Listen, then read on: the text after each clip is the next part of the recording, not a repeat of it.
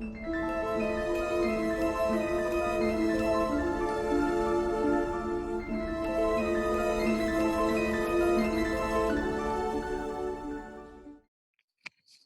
am here with Simone, and we are going to tune into the archetype of Jinky 21. And we're going to ask if we can speak to the soul of this archetype, right? Yeah, that would be great. All right, so let's see what Jinky, the archetype of Jinky 21 has to say. I'd like to communicate with the soul of the archetype of Jinky 21. Will you communicate with us? The first image I get is I'm on a parasail, you know, like a surfboard with a big sail, and we're shooting out to sea. It's like we dropped in, you know, midway where the wind is blowing and we are really moving across the water.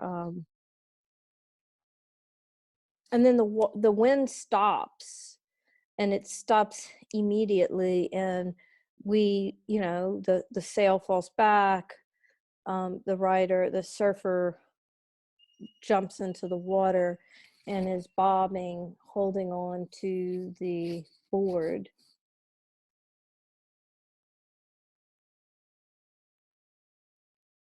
And then the surfer's getting back up and adjusting things and simply waiting, kind of sitting on the board waiting for the wind.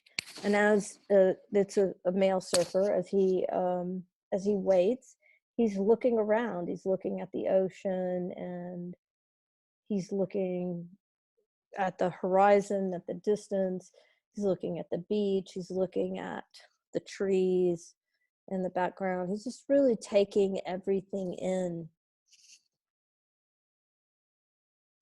And it's like he's decided that, oh, there's no more wind, so I'm going to paddle back to shore. And so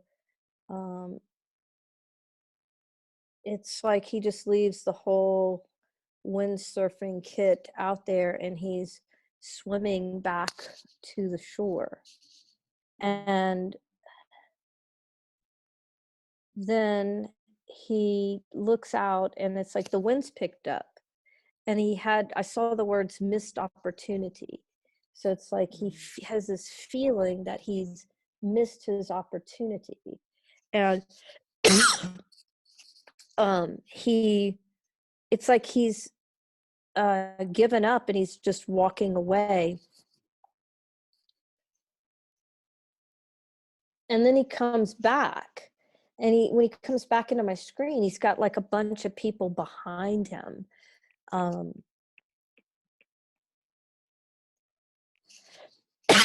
don't know what these people are, or it's almost like they're his support team, and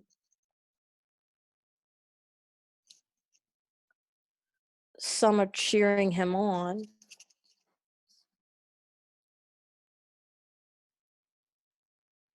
And with the support of his team, it's like he's suddenly back on the board again, and he's back on, and he's surfing, and he turns the board around, and he goes in a different direction than he was.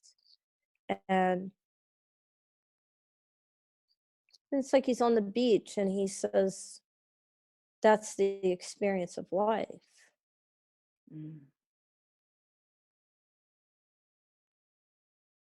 Sometimes we're on, sometimes we're off, sometimes we need some encouragement, sometimes we make choices.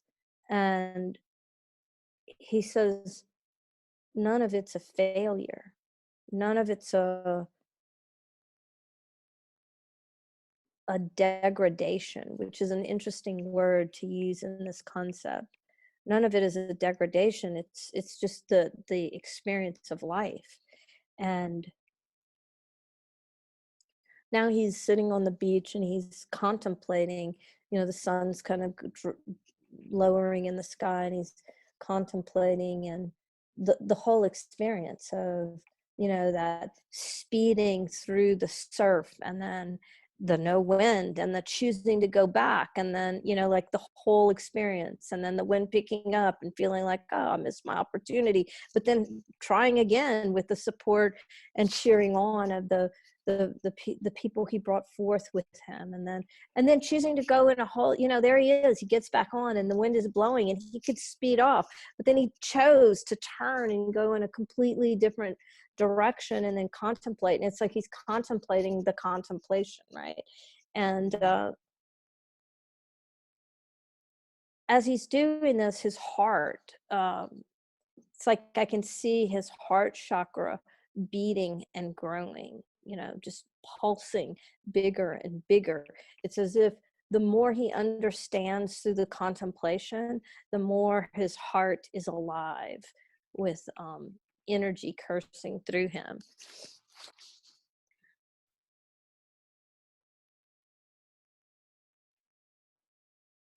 And then I went back to Gene Key 21 and I asked the archetype, I was like, what else do you want us to know? And it's like the being stands up on the beach, and then there's this massive rainstorm. It's like just massive, like the heavens have opened up and it's a massive, massive storm.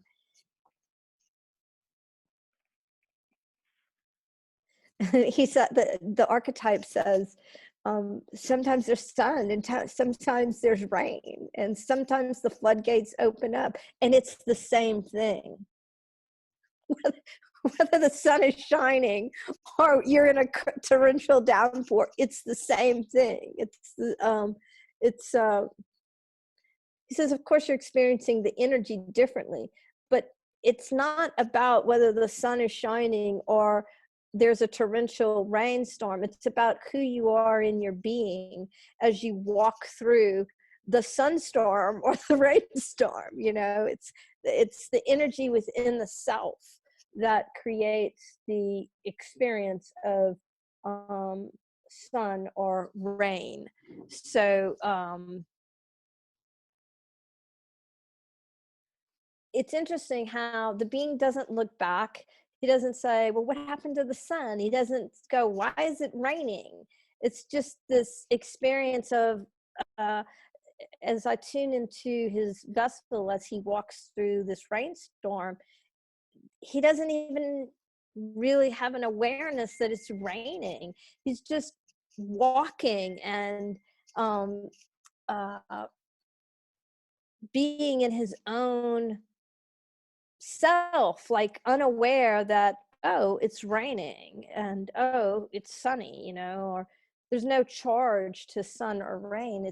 He's so inside of himself, and he knows his walk, he knows his pathway. He's walking with courage and confidence that this is the pathway that he has chosen. And then the archetype says that when we're in our beings, our knowing, the whole world opens up for us. And literally the earth, he showed me like the earth opening and the being in the middle of earth, like literally being held in the middle of the earth, like this giant hug. And this it's like the surfer knows that he's exactly where he needs to be, and there's no choice about being exactly where he is. It's exactly where he needs to be. There's no like when he was in the water and there's no wind, so this isn't good, so let me go, oh, now I've missed my opportunity. There's none of that. There's just this complete knowing that he's right where he needs to be. And then the archetype shows me like the being, the surfer, opening up. So imagine he's in the earth is cracked open, and he's right in the middle of the earth. And then imagine that his whole vessel cracks open, and then there's another being of him. And then, so it's a fractal of birthing of the self. And it's a really beautiful image because it doesn't feel like the surfer has cracked open and isn't whole. It feels like that is a birthing of a continual birthing of perfection, if you will. And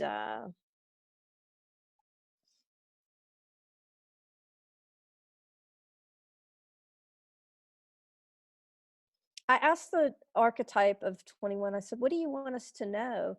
And it said that we are perfection. It wants us to know our perfection. And to be in the constant birthing of perfection, you know. It's saying that with every awareness we have, there's a rebirth.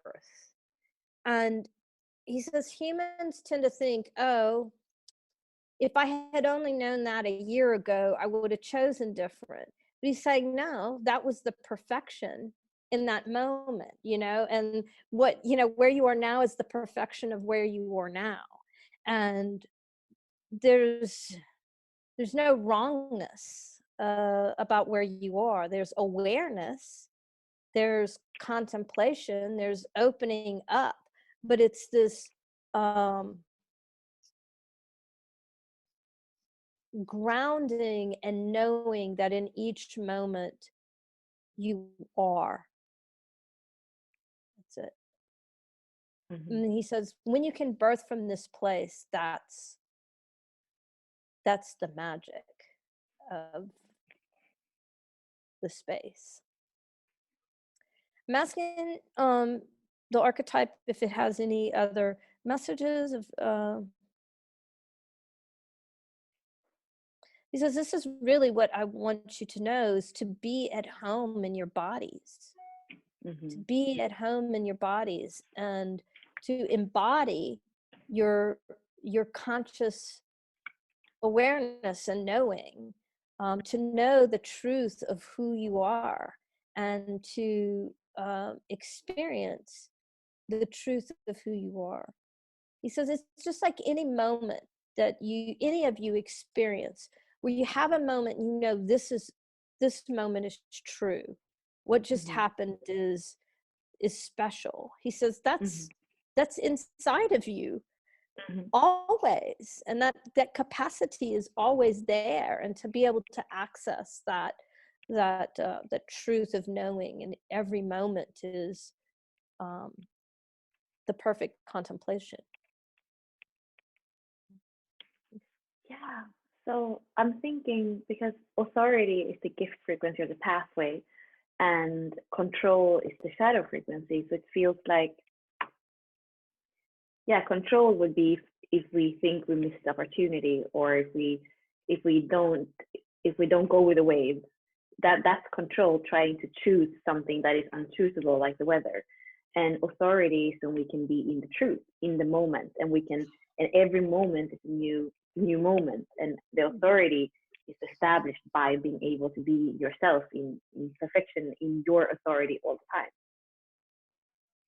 I love how you bring the information to life for me. So I'm being in the presence of the soul of the archetype, and I don't understand, I often don't understand why that image, why that metaphor, and how you bring it to life for us, and it makes perfect sense. Yeah. Yeah, and there's something else that you said, because this in human design, this gate goes out of the ego center. Yeah, when you were saying about the pumping heart, so it's the heart muscle in the ego center. It's not the heart. It's not so much the heart, the feeling heart, but it's the heart muscle, the heart, the muscle of life. So there's something there that tells us. There's something else that you said, because I guess at the low frequency, the ego is all about me, and yeah, it's probably all about winning, I think, and maybe because of something about that you said, that there's no failure or something, that it felt like it was an integrated, like when the ego center and the heart center, like the G center and the ego center, when they come together, I feel like we have a heart that is much more it's not the ego by itself. It's together with the heart, with the love, with direction, with knowing who we are. And it's almost like the 21 is asking us to kind of, take it into the G center, like bring the ego center into the G center so we can be integrated in the middle pillar. Mm-hmm. I think that relates to the whole part of the transmission where the archetype was showing the surfer just examining the whole experience. There was no judgment. It was really just a taking in of everything that had happened. And as that taking in, that re-observation, if you will, was occurring as the surfer was just, present with it, that's when the heart started to really pulsate and glow and energize itself. And wasn't it right after that the surfer got up and started walking and was in his own self, no matter what the environment was, if you will. Mm-hmm. I have a question for it, because that 21 meets the 45 in the throat center, and we say that this is really the channel of dominance and control, and the landowner, and what do we say? It's really this way of controlling others to make money in the low frequency in human design. So I'm wondering how this 21st archetype is relating to others, because we knew the essence of it, and how does it, how does this archetype move in the world and with others? Well, the first image that the archetype shows me is how do you react when the world comes at you, whether it's, people or a weather pattern, or, when you're not in the self. The archetype took me back to that image where Gaia had opened up and held the surfer, right? So now, instead of just being at one, with Gaia and then rebirthing the self, instead the surfer is cowering, like in the bowl of the mother and the container of the mother, and things are coming at it, and it doesn't, it's like it's cowering, and it feels like the world is falling in on it. And so it's saying that when you're in the self, you have an experience of whatever's coming at you inside of yourself. And when you're not in the self, that's when you feel attacked, or like you have to cower at what's coming at you. And so in relationship, it's saying, when are you cowering? When are you bracing? When are you rejecting? When are you hiding or covering? When are you protecting? And when are you standing in the truth of who you are and just experiencing? And it's making the point that standing in the self, in the truth of who you are, doesn't mean a rightness or a wrongness. It is a capacity to hold the experience. So it's showing me that when you're in the truth of who you are, you have this experience. Oh, this person is coming at me. It's raining. The sky is blue. I'm in love. It doesn't matter what the experience is, but you hold it in the truth of yourself, as opposed to not being in the self. And in the truth of the self, there's discernment. There's it's trying to make the point that being in the self doesn't mean you're always right. It doesn't mean you're wrong. It doesn't mean that everything's going to be agreeable, because other people are in their selves and they're having their own experiences, right? Which might be completely different than yours, which probably most likely will be different from yours. But it's the capacity. When you're in the self, it shows me that you have the capacity to contemplate, to observe, to make meaning that's empowered, and it feels like grounded. So imagine that you're at a chasm and you have a choice to make. So you have, in a sense, an authority from which to make your choice. It doesn't make your choice right or wrong for other people. It just means that you're grounded in your sense of self and your own authority, and you can make the choice for your own expansion and grow. And Mm-hmm. so he's saying that the part about relationship is that if you're in your own, if you're grounded in your own being and the truth of who you are, if you're in your own awareness, your own consciousness, you don't need to control another. You don't need Mm-hmm. to manipulate. You don't need to design. You don't need to protect or deny or reject or any of those tactics, because you are in your authority. So it takes me back to when the surfer was walking away from the beach, and the downpour, and that didn't make, the surfer go, oh, I stayed too long, or Mm-hmm. oh Mm-hmm. my god, it's raining, I'm getting all wet. He didn't even notice the downpour. So when you're in your own authority, it doesn't, relationships don't feel like they're crashing in on you. They Right. feel, that you might have to use some discernment. You might want to make some changes, but you do so from your own authority. So there's a sense of groundedness. Like every time he says authority or your own integrity, I feel the groundedness, like the connection. So that when that Gaia is opened up, that's like the feet grounded, planted in Gaia, and there's not a disequilibrium of, even if you don't know what the answer is, there's no disequilibrium. It's like, oh, well, I have a choice here and I don't know what I want to choose, but I'm in my own Mm-hmm. authority and I know I'll make a choice, that, and Right. it's safe. It feels safe, to do so.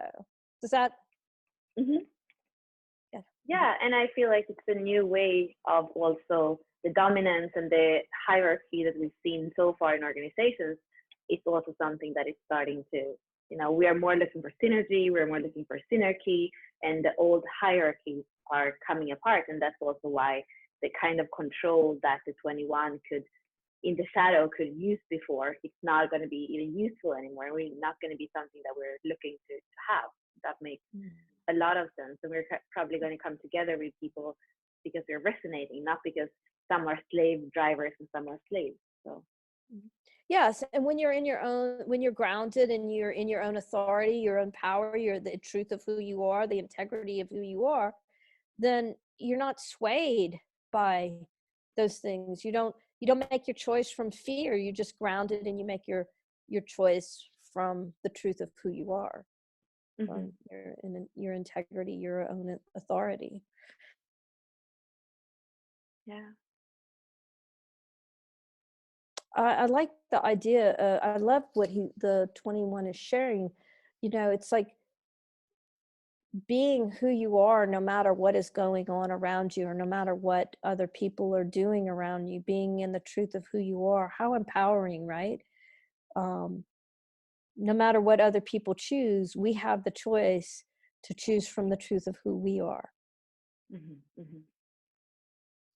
Yeah, and that is a new kind of ego, which is more about the will center, which is the other name for the center, where it's not at the detriment of anybody else to choose your authority.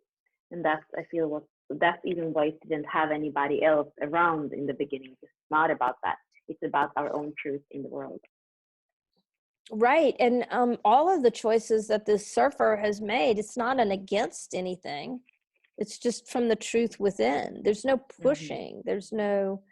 Um, there's no weakness there. There's no, even in disequilibrium, there's a stability, if that makes sense. Mm-hmm. Mm-hmm. Yeah, well, let's thank the the archetype energy, and thank you, Simone. You're welcome. The archetype, just if you can imagine where Gaia opened up it took its arms around the bowl of Gaia and joined her in this amazing hug of humanity, like Mm. one of us at a time and the collective. So just thanking the archetype of 21 so much for that. And when I said thank you, then this beautiful rose came up out of the middle of Gaia. Really incredible. Mm. Thank you. Beautiful. You're so welcome. So here we have the painting that came through for you. And I just feel it's so interesting because first you send it to me and I was looking at it, and you know there are so many possible interpretations for somebody who sees that the same thing as a tarot card or anything.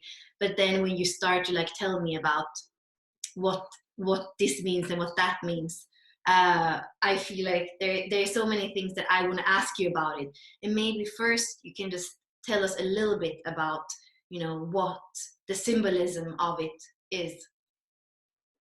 Great. So when I first saw the flash, what I saw was the oak tree with the roots going down into the ground. And then I perceived that it was like going through a vase and that there was snow coming up. And then as I was painting it, I realized, oh, this is a keyhole or a portal into the heart of Mother Earth, and revealing the fire, water, which also creates the steam of Mother Earth. So I realized it was a keyhole or a portal into the heart of Gaia. So we have this oak tree descending down with its roots, right? And then we have the heart of Gaia ascending up with the fire, water of Gaia. And then I didn't quite understand why this, at the end of the flash, the yellow light flew through the picture across the oak tree. And I didn't really understand that until recently. I was talking to an amazing friend of mine, Dominique Sire, and I said to her, she goes, oh, we were talking about the picture, and she goes, oh, and that the yellow is the union of the divine masculine and the divine feminine. And so, you know, we were talking about how the sky is the divine masculine, and the you know, the crown of the oak tree is the divine feminine. And inside of Gaia, we have the divine masculine in the fire, water going up. So we have the masculine in the feminine, and the feminine in the masculine. And then inside the tree, we have the union of the divine masculine and the divine feminine.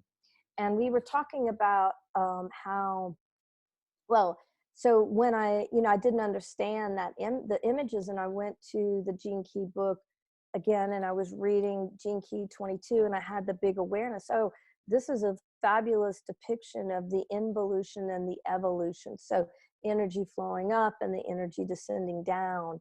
And so that's the sacred union too in that in that picture. And I saw it when I went back to review my Gene Key 22. And then just recently I was talking to my friend Dominique, and I said to her, I understand the grace and the graciousness kind of by cellular imprint when I look at that image, but I never really have been able to understand the dishonor.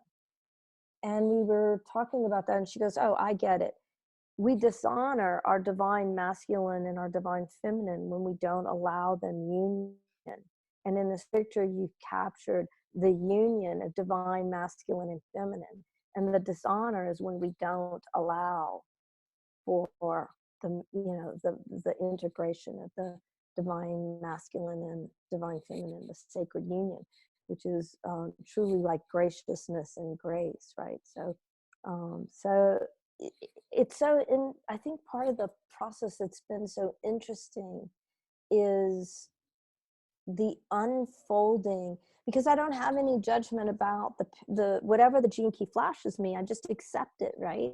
I don't have to understand it. I don't have to logic through it. I just have to remember what it flashed me and try to capture it as best that I can. That's my heart's desire, to capture what it shows me the best way I can. But what I've learned through the process of painting, just like you said, it's like it reveals itself to me through the process, you know, the secrets embedded in the image unfold as I've worked with them. So that's been a really beautiful part of this process of painting. Yeah, and thinking about the process, so we recently also spoke about, we took your process of soul communication and we used it for the 25th gene key, and actually we're tapping into the 36th, the 15th, like it was more coming through. And you know, that is your genius to have this communication. What I feel is so interesting with the 22 is that the 22 is that involution of bringing, you know, the divine into form, so that you are actually, you know, here painting that 22. So it goes from like being the communication that you do all the time to actually taking it into form with your hands, with your creativity, with your, you know, right brain, and how that then shows us that both the masculine and the feminine, both like consciousness, you know, and that skill somehow that you have to tap into that consciousness that could be seen more like the divine masculine, but it's taken into form in the involution. And so it's, that to me is even more interesting, because this is not something that you do, this is something that came to you very recently. Yes. Just, you know, it's the magic of the unfolding. You know, I can't tell you how many times I've wondered, would I have gotten there if I hadn't been so committed to our delta, if our delta hadn't been so committed to our delta. I mean, in our delta, we were each so committed to each other and to the delta as a whole and to the process. And I can't help but wonder if part of my unfolding, unlocking of my own DNA isn't because of the magic of really being in a delta that just unlocked me. I feel like our delta unlocked us all, you know, and the fractal of, you know, consciousness as a whole. I mean, that's why we were doing the work. But I feel like the unfolding of that was a part of the delta process for me. So yeah, it's so interesting you say that, because when I see the picture, I am thinking about Joan, who is one of our Delta sisters. You know, that's, yes. her energy comes to me, and her way of like kind of navigating, I think, also the two worlds of being very, very much out in the world, but also the deep meditation, the deep kind of bliss into form that she's also representing. So Absolutely. And somehow also that it came at the end, because I even remember, you know, even my desire to go deep the third round. So this is also something with the delta, knowing now, being also working with the delta as a focalizer, that many groups only do one round, and that is considered a delta. And there was something for me that actually, before starting doing the focalizing, I didn't even know that the delta was one round. For me, it was like, I even remember in the beginning there was like a little bit of hesitance for one of the participants if you were going to be able to, or if you wanted to continue. And for me, it was like, it was already so set that it had to be. It was like the consciousness knew we wanted to be together for that amount of time, for the 21 times together. You know. Yes. Yes. I absolutely agree. I mean, I knew when I signed up, I was all in. You know, I had this knowing that, okay, this is all, I'm all in.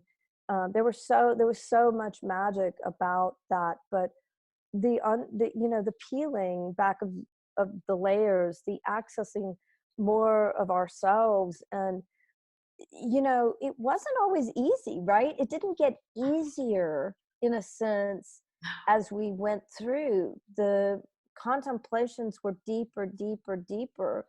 And I think many of us, you know, in our group, we experienced the disequilibrium of going within. So it really took this kind of magical commitment from each of us to have that experience. And you know, for me, it unlocking through these paintings has just been, I think, a testament to the magic of the delta process, right? Yeah, and there is something too. It's so interesting that this is kind of becoming about the delta, and I think there is something too. There is a music of the delta. There are all harmonic gene keys, and there's probably something that wants to come through in this conversation. I was just wondering, what is that? You know, like your magic of being able to see big pictures and unify many different things. I was wondering how what we're talking about really relates to the 22.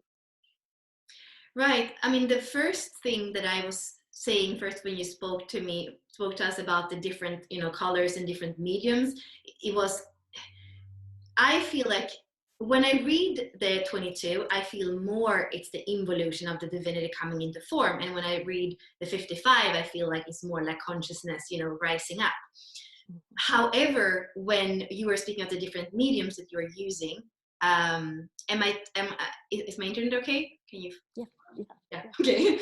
With the different mediums, I feel like what we were saying in the 22, there's like 3 paths of like seeking. So it's the Buddhic path, the path of mindfulness, is the Christ path, the path of sacrifice, and then it's thought, or he has different names, right, for the alchemical path.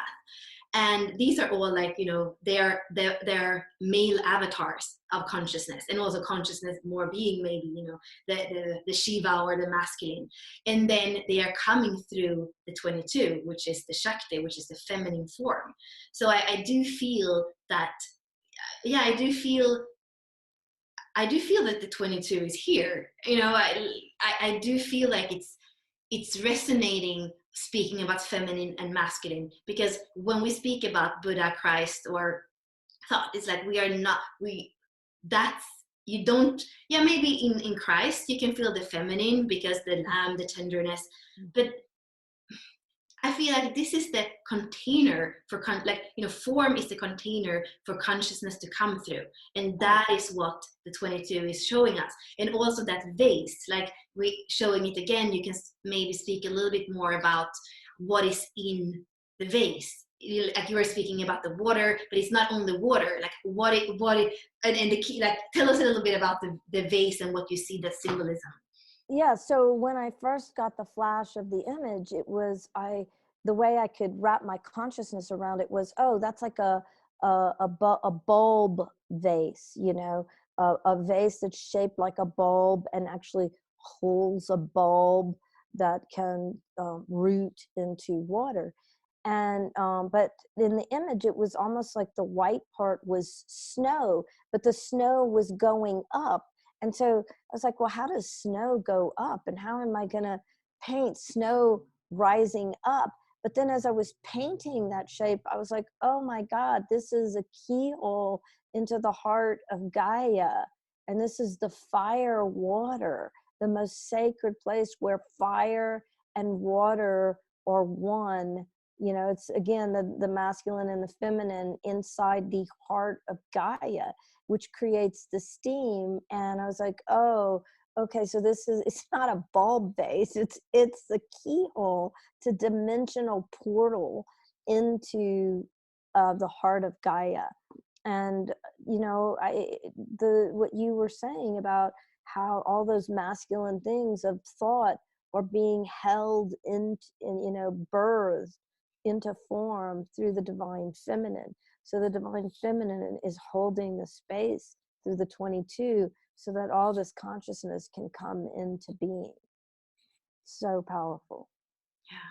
And then it's the union of all that. If the feminine isn't holding the space, we have no place to ground it into physical form. So yeah. And I feel like what you have painted and the awareness of what we're speaking about is coming through the gene keys. It's like it was a process that came through the delta that was channeled by the living transmission of the gene keys. Because I've been preparing for this in the 64 doors for the 22, looking at it from a human design perspective, where it's kind of, this like melancholic, half crazy artist that has to express, and it's like, there's so much actually shadow in it almost, but a beautiful shadow because, melancholy and all that creates art. But there is, when we are like, I feel like when we add the gene key wisdom to it. We can see that the artist, or the pressure to express, is like, yeah, there is a pressure for the womb, in the womb to create. That pressure is constantly there, and it is going to, if it's unconscious, it can come out like it doesn't care really about what it creates in the shadow frequency. But that's where also I feel like what you're painted, and when we have the gene keys, is always the integration. So in your painting, you're speaking about the integration of the feminine and masculine. In the gene keys, we speak about also the integration of the shadow, right? It's always integration. That's where we don't go out in the extremes and in the polarities and only live one side of it. Right, exactly. I mean, in fact, I believe that the more we face our shadows and really embrace them, that's when we integrate. That's where if we're unable to integrate those shadows, um, it's almost like the fire water. It's like how we evolve and how the alchemical process moves, and the more we're able to look at our shadows and embrace them fuller and fuller and fuller and fuller, that we get to experience the more fullness of the gift, the more fullness of the city, and all its shades. So yeah, I agree with you. And I feel this is part of like what I can see, even the mirroring of the delta, and what I was craving at the end, and what I can kind of even became a bit radical about. I can feel that the delta gives us an opportunity to revisit our true, authentic expression over and over again. And even the fact that, like, we haven't explained exactly how the delta dance works, but you have 7 keys, and you're focusing on one key every week, and you do basically the same order of keys 3 times. And what I feel is like, it's really a dance where, in mirroring 6 other beings, we get the opportunity to tap into that. And it's like, every time that you tap into it, it becomes more powerful as the delta is going. And if you don't do it, like, the tension and the friction, like you were speaking about, also becomes more tense, because it's like now you have experience with it. Now, so it's like you're asked to kind of, existence asks you to step up in the way that you show up every time. And it's so subtle in one way, and it's so powerful, and especially through the mirroring of 3 individuals that become one on the same dance. Absolutely. And the courage, I think through the process, I had more and more courage to face my own shadows through that dance, because there was an intimacy through each cycle of the dance, and trust was built, things were exposed within ourselves, within our delta, within each other, and there we are, we're doing our dance. And the more you dance, the more you see in the dance, right? The more you feel in the dance. And to have the courage to stay with that, yeah, it was super powerful. That third round, I think, in some ways, I think our third round was the most turbulent and the most graceful. Yeah. The most graceful. And it was through the turbulence that we actually experienced more of the grace. And so interesting, the word turbulent just kind of flew out of me, and I was like, oh, well, that's the 57, which was my first one to paint, is the turbulence there. And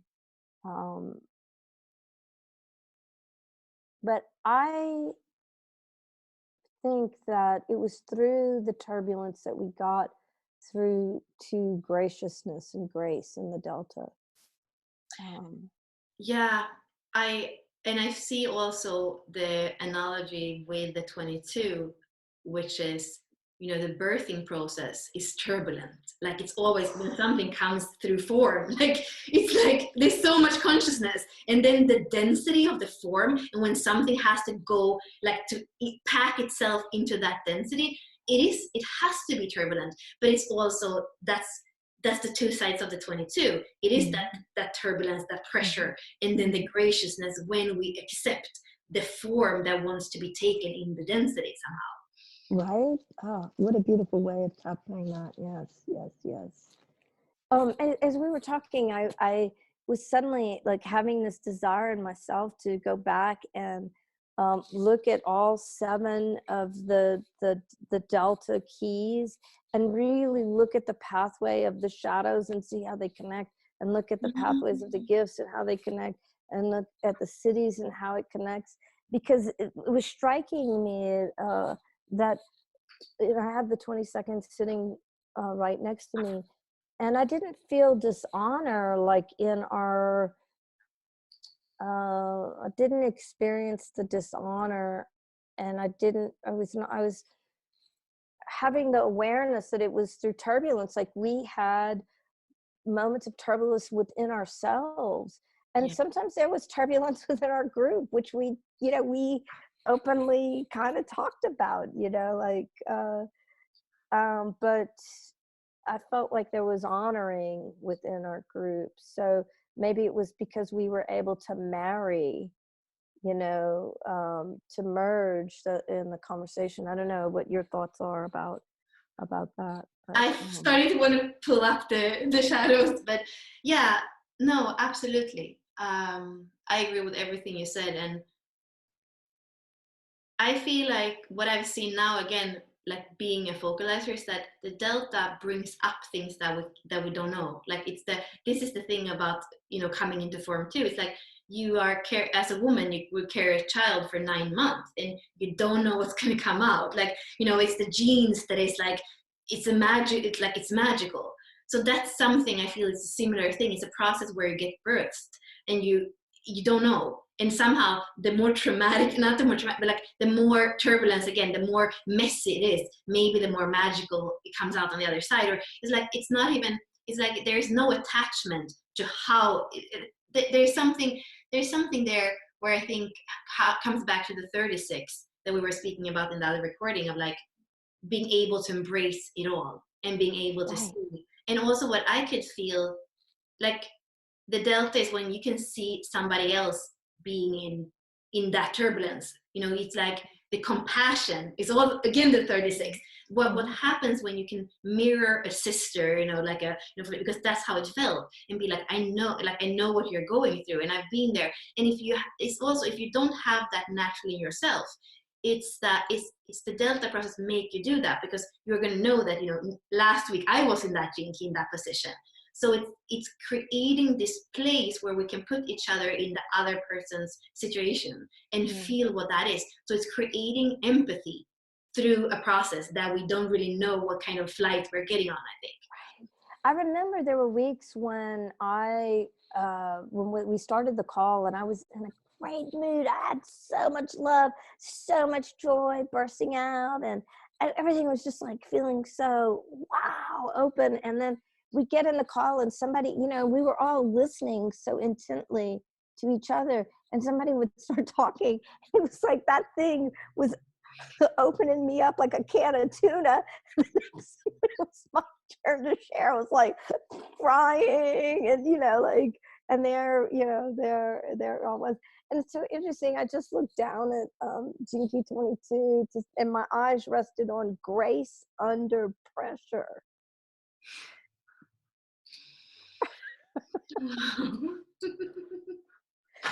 22 is grace under pressure.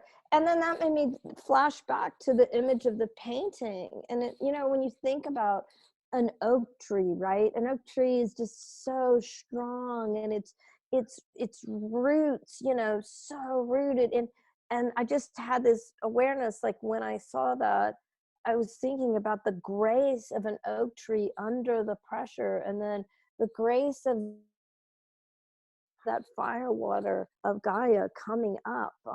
It's like through the steam of the pressure of the fire and the water coming up. It's the grace of it all, and that through the pressure we can experience the grace, right? Yeah, and somehow, because it is the pressure to express in gate 22 and the openness, and I feel like that's also what the delta is about. Maybe the delta could be explained through the 22, because it is this there is 1.5 hour designated every week at a certain time where you commit and show up, and you commit to openness. I mean, there's actually nothing else that you have to commit to. You just commit to be open, to receive the others, and to give of yourself. So there is somehow how this 22 is almost the process, explaining the process, I feel. Right. Exactly. It's so fascinating to me that our intention was to talk about the 22, and here, we've shifted to this amazing discussion about the Delta, which is, clearly what wanted to be born, right? Yeah. I had a similar thing earlier today too, when I was going to speak about a certain gene key with somebody, and it turned out to be on the profile 3435. So it's like seemed to be an agenda that is like, what wants to come into form. It's not what it will find its way. It will rise up.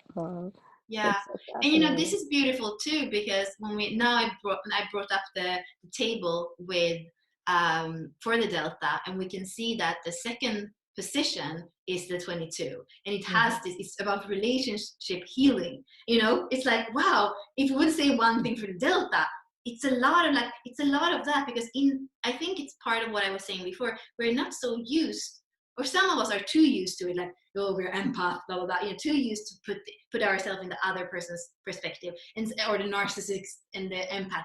There's so many polarized way of looking at relationship, but I feel like the Delta gives us the opportunity to actually, in a very mapped out way, to be able to connect to each other, and also have this dance where, okay, I'm taking your position, okay, I'm holding it here, I'm holding harmony in the Delta this weekend, okay, or I'm holding this.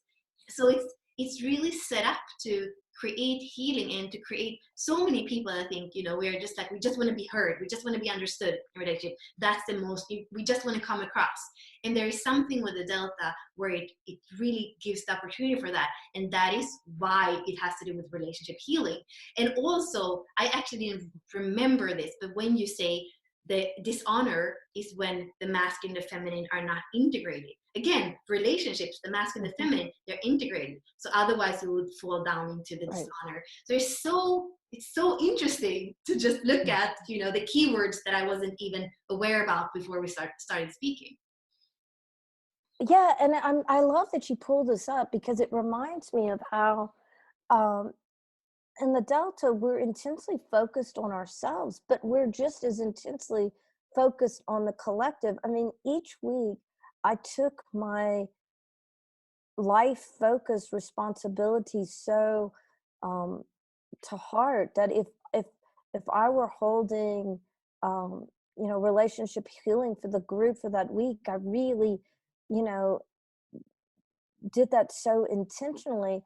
All the while I was exploring the 22 for myself, what does this mean to me? What is this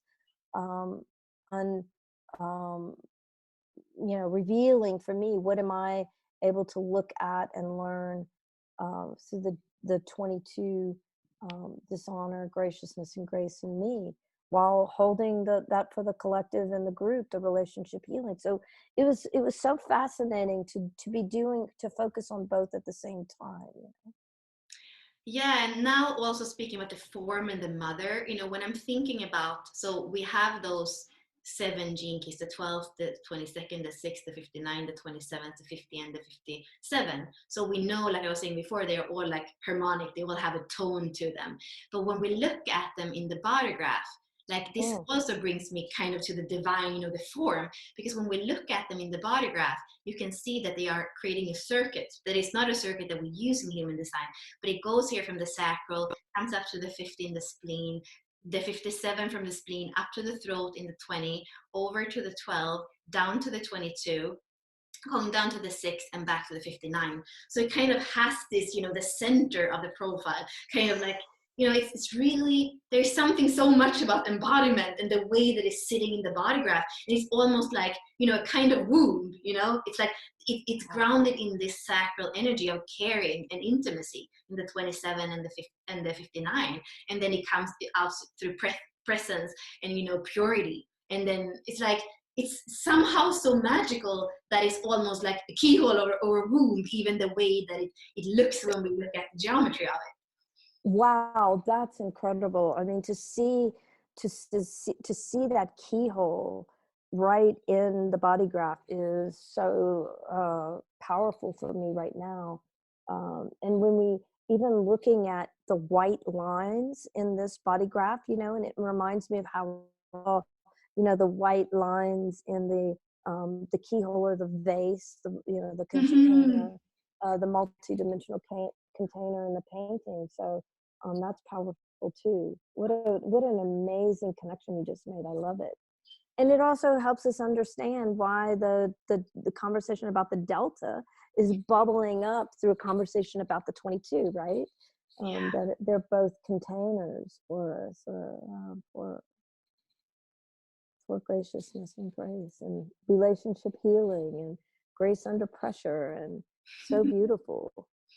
Also, you know, just glancing down, I would love to hear what you think about, you know, because the codon ring for 22 is the ring of divinity, which you kind of got to when we were talking about the, you know, the 3 pathways, but other thoughts about maybe the ring of divinity and the way that picture with the, you know, the 22 flashed itself to come to life in.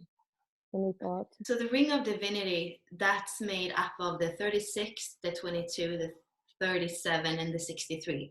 And what I feel is interesting with that is that when we look at the rave mandala and the transits, they are coming after each other. So we were in 37 last week, we're in 63 now, we're going to be in 22 and then 36. So they are all after each other in the rave mandala.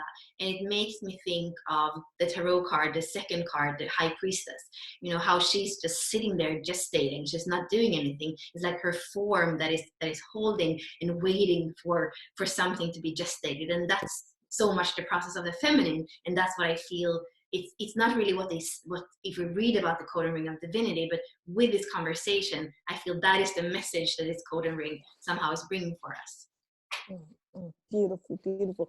Yeah, because the divine feminist holds the space for it all to come through. So with that, you know, without that gestation, what, you know, what's possible? You know, we need that gestation period for things to come into life force, energy, and have the experience. And somehow I feel like, again, that's the marriage of the feminine and the masculine, but the feminine is holding space, it's gestating, but you need the awareness of the masculine, you know, the awareness has to be there. And again, that's what's going to make, that's why what comes out after this period of gestation is going to be divinity and not a monster, you know. Exactly. It's like, what awareness are you infusing your gestation with, you know? And then of course there's also divine will and all that, but like there's something where actually we have, you know, there's an attunement that we can make that comes with awareness, where actually I feel like even if we're speaking 37, like the messiness of life, or 63, like there's always, that's what I could feel too in the delta, the octaves. It's like, you know, C exists on many different octaves. So like that's somehow what we tune into. What do we infuse our gestations with? What tone do we decide to like to actually, you know, come through? Beautiful. That was a beautiful way of expressing that. I agree. Yeah. I think you and I have talked about how so playing with the octave and the harmonic, that when we got to the 3rd round of our delta, everything was so distilled that if there was just a blip that wasn't in harmony, it really was so evident. It was so even though it might have been just something very small, but we felt its presence so infinitely. And like you were saying earlier, it's important for us to look at all those blips and our shadows and everything so that we can have higher and higher harmonics of the gifts, the cities, whatever, you know. We need it all. We need it all. yeah. And so much, maybe this is through the eyes of the 36 and the 22, is that what I could feel when those blips of inauthenticity came, either if it was in me, I was like, wow, that's interesting, because I could feel kind of part of what I was saying maybe was a bit like through the voice of drama, you know, and I like, you know, I kind of playing a role so that you're getting a story from me so that I can make a point, you know, and that's not really, that's not really what I want to do, although my point might be beautiful. So that was, and that was one way of, and the other was in others. But actually, instead of judging that in authenticity, there was this like, wow, now I see how it looks, like now I see it from the other side. So it even became this kind of almost like detective thing, like, you know, you're detecting these little things and you're becoming so fine-tuned in that knowing, in that feeling when there's a little bit of interference. So yeah. And then you take that knowing, and once you have it, once you've unlocked it, then it's like your lens carries the wisdom of that energy that's unlocked. And then you go back and look at everything else. And I would find myself going back to, oh, when that happened in Delta One, you hadn't unpacked in yourself this awareness about this, about you. And, you know, so it was so multidimensional in terms of, how the awareness that arose through whatever, you know, process, that it not only unlocked right there in the moment, but it unlocked what was and what is. And, you know, it was just an amazing process of awakening and knowing. Yeah. So.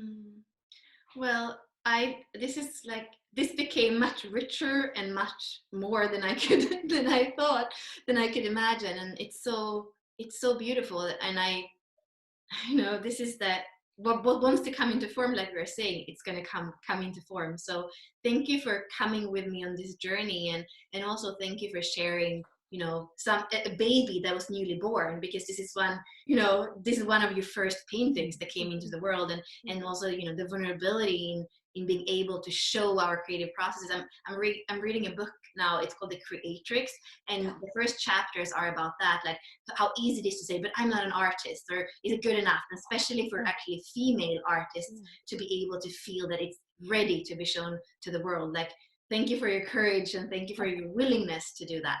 Oh, thank you for inviting me. It was so my pleasure, so much my pleasure. I feel like they're coming through and they want to be shared, and to be invited and honored in such a lovely way means so much. So thank you, and it was my pleasure. Thank you.